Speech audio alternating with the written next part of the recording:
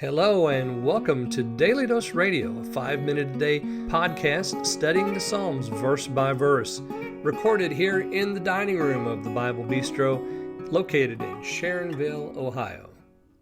Hey there friends, welcome back to Daily Dose Radio here in the Bible Bistro, and it is a beautiful day at the Bistro today. Come on in here, let that screen door slam behind you. Let's get something hot or cold to drink. You just reach in the cooler there, you got something cold, and come over here and sit down with me. Sit down, open your Bible up, because this week we're studying Psalm 53. Now, you're going to read Psalm 53 and you're going to say, that sounds a whole lot like something else I've read. And you'd be right if you thought that, because Psalm 53 is the twin of Psalm 14. Now, they're not identical twins, they're fraternal twins, because there are some differences. Psalm 53 has a longer introduction. Psalm 14 uses the Lord's name, the Tetragrammaton, while in Psalm 53 we just have the name for God. Verse 5 is a little bit longer than in Psalm 14, that is in Psalm 53. But overall, they're the exact same psalm. There's a few other little minor differences, but overall, exactly the same thing. And remember, when you have something twice, it means that the Lord is emphasizing that thing. So we're going to study Psalm 53, 6 verses long. So I'm going to do just verse 1 and the introduction today. And then we'll proceed through here just about one verse a day, except for tomorrow, and we'll take up verses 2 and 3 together because they're so important. So the introduction says, of the choir master, upon Mahalath, it's a maskil of David. So we have another maskil. We've had plenty of those. But in this particular psalm, the word maskil is important because it's used within the psalm. So we're told that it's a teaching psalm, but then we have the word used actually in the psalm itself. So we understand what we need to understand, what we need to learn, what we need to be taught.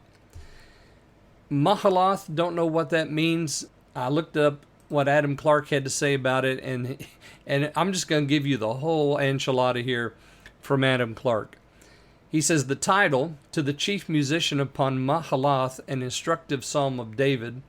The word Mahalath, some translate the president, others the master or leader of the dance, others hollow instruments, others the chorus. A flute pipe or wind instrument with holes appears to be what is intended. So he has it translated this way: to the chief player on the flute, or another translation that Clark gives, to the master of the band of pipers. So who knows what this word actually means and how it was intended to be used by the choir master, but the choir master knew, and so he was telling whoever was going to read this music, here's how you're going to play it. You're going to play it on the pipe. You're going to play it with a wind instrument. So that's what we have here in the introduction. Very interesting. But the most important thing that comes out of this introduction is that it is a maskil, but within the psalm, we're told what the maskil is. That is what we're to be taught. So we'll find that out here in it won't be today, it'll be tomorrow. Verse 1, the fool hath said in his heart, there is no God. Corrupt are they, and have done abominable iniquity. There is none that doeth good. All right, so that's verse 1. As again, you'll say, well, wait a minute, I've heard that. Yeah, you've heard that in Psalm 14, because Psalm 14 actually starts the same way. And because these two are mirrors of one another, we have to take it seriously. This is telling us something. We're being taught something here.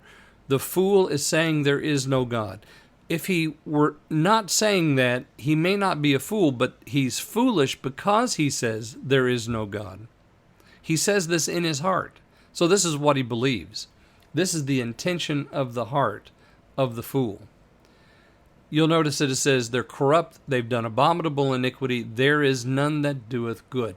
So beginning there with the second half of verse 1 and going all the way down to the end of verse 3, we're going to find that in the New Testament, and I'll save my remarks for that for tomorrow. So join me then here on Daily Dose Radio.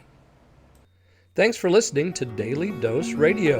For more fresh and delicious Bible studies, podcasts, books, and more, check out the Bible Bistro online and on YouTube. Join me again next time for Daily Dose Radio.